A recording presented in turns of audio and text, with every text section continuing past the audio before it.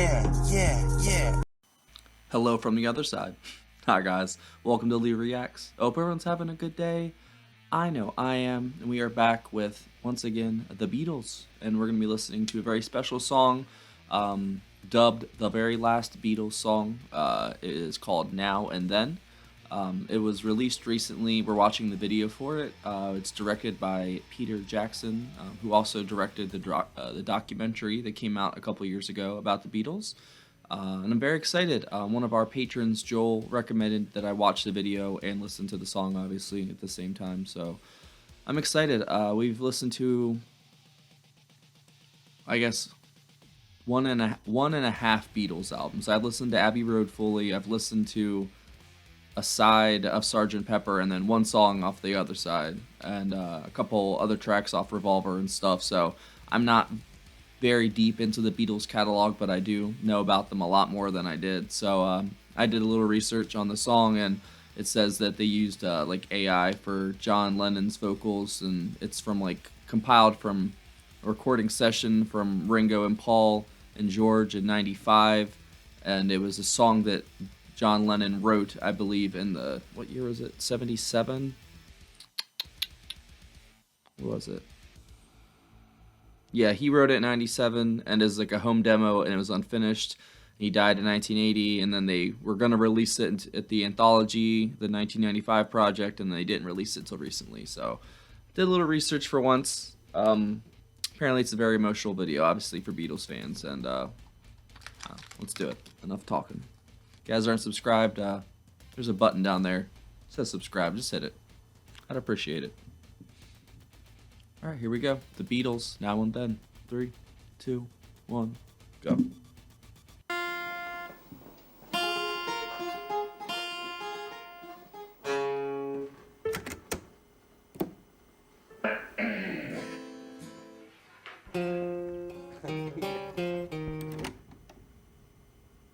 One, two, three.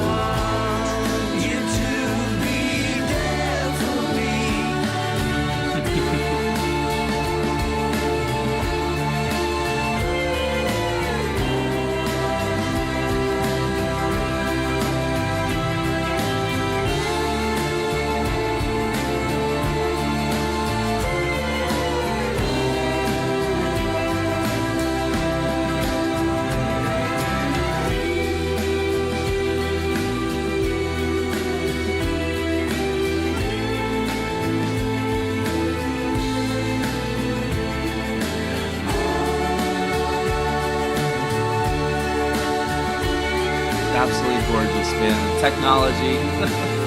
Wow. I know it's true. It's all because of you. It's amazing. And if I make it through, it's all because of you.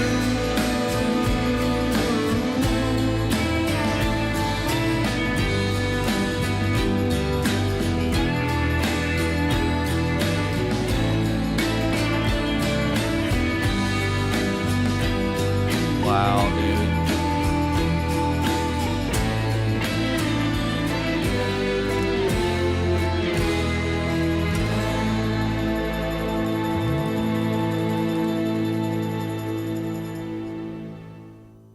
That's incredible.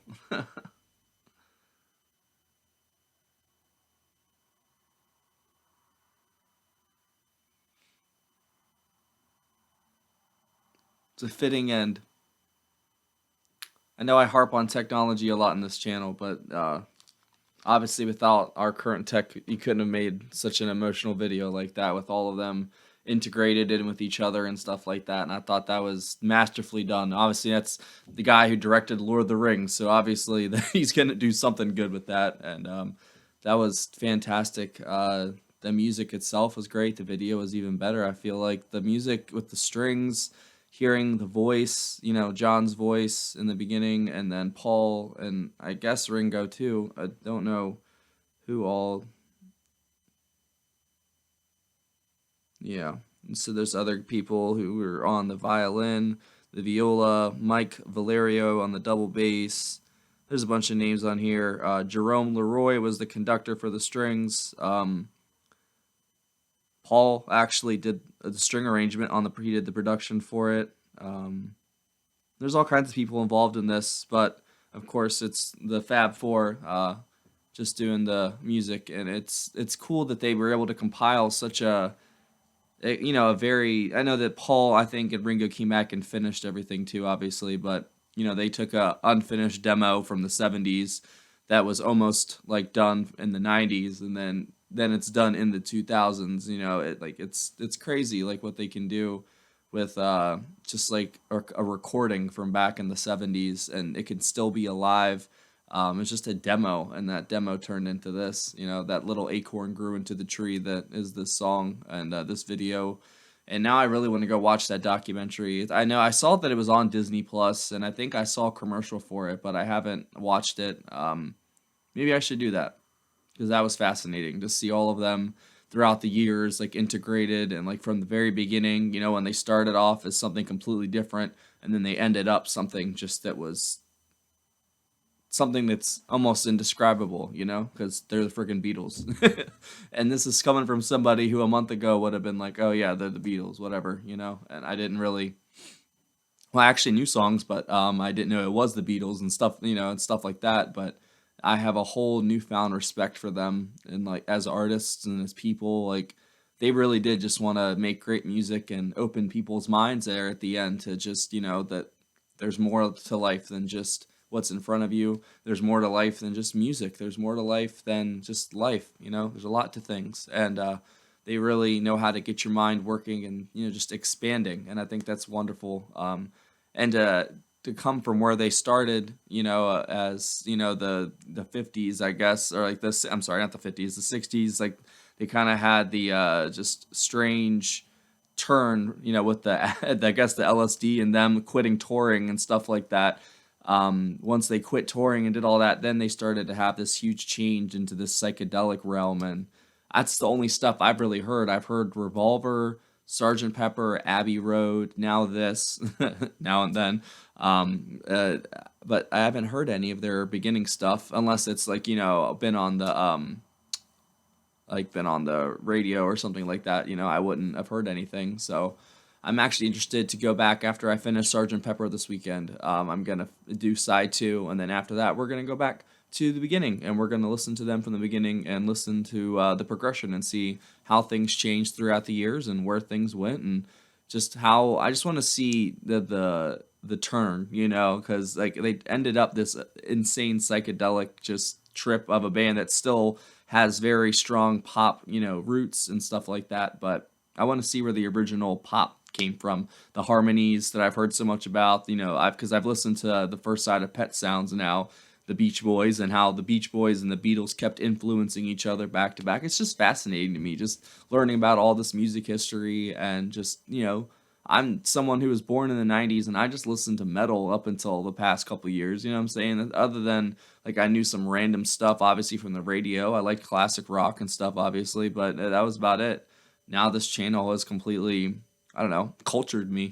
They really have. I had no idea how extensive and how just original all the music was in the 60s and the 70s and how derivative the music that I grew up on was. And, you know, it's not even that it's derivative. Like, you know, that's just how the influences work and such. But still, it feels like the best of the best happened back in the 60s and the 70s. And then we've just been trying to keep up ever since. And it's failing. So we got to make a change. But yeah, this was great. Hope you guys enjoyed the video. I really enjoyed like Paul's vocals like on the song, especially John's stuff in the beginning. But just seeing him playing and singing still, even at his age, and just being around still. Same thing with Ringo. It's crazy to think that they have lasted this long. Been through so many different projects and stuff. I know at least for Paul, because he did Wings and some other stuff. I don't know actually anything about what Ringo did after the Beatles. That's as the drummer, you know. I don't know anything about the drummer, and that's sad. So I need to do some research. Maybe I should watch the Beatles movie. Yeah, I really enjoyed the song. I know this kind of turned into a reaction more about the video than the song itself, but I think the string arrangements and the vocal harmonies, of course, and just seeing all of them in their glory, man. I was kind of distracted by the video too, so when I go back and edit, I'm gonna listen to the song a couple more times and get a real more feel for it, you know. But damn, how could you not get distracted by that video though? Like, it was fantastic. Peter Jackson did a great job. So I think that's it, guys. Thanks for watching. Thanks for hanging out. I don't know if this is gonna be on YouTube or Patreon. I don't know if it's gonna get blocked or what's gonna happen, but I'm gonna give it a shot on YouTube. Hopefully it goes up. So if not, if this is on YouTube, we have a Patreon somewhere on the screen. That's a picture of it. There's a link in the description if you want a bunch of bonus content. If you want to see most of the Beatles stuff that I have a couple songs from Revolver that are on YouTube, but most of the stuff doesn't actually go on YouTube. I've got a full album reaction to Abbey Road. I'm half of a album into Sgt. Pepper as we speak, and the second half will be up this weekend, or sometime this week. And there's Helter Skelter. I just random stuff in there, and I feel like King Crimson, other bands. There's a bunch of block stuff basically. And if you want to get one free request a month, join the $10 super patron tier or up, and you will get a free request monthly. And I'll do a video for you, and I'll sing your praises and such. And Patreon's not your thing. There's a PayPal link in the description as well, and that's for tips, requests, and anything else. Thank you for watching, guys. I hope you guys enjoyed that. That definitely was emotional for me. Just as a recent Beatles fan, it was emotional. And now it just makes me really want to dive into the history of the band. So let's go. See y'all later.